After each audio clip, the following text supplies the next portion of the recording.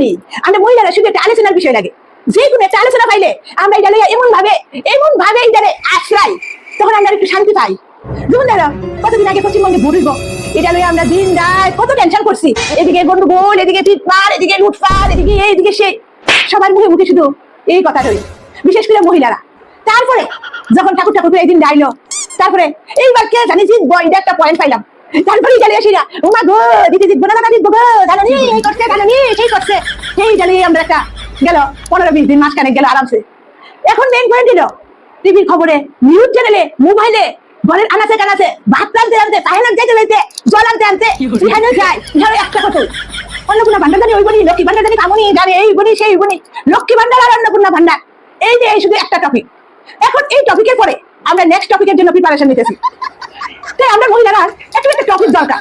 আরে বাপ রে বাপ, আমরা এই লক্ষ্মী ভান্ডার আর অন্নপূর্ণা ভান্ডার এই দুইটা এখন তো টিভি সিরিয়ালও দেখাইতেছে, এই দুইটা শেষ হওয়ার পরে তাহলে আমরা কি না আলোচনা করুন, এগুলো একটা বিষয় দরকার।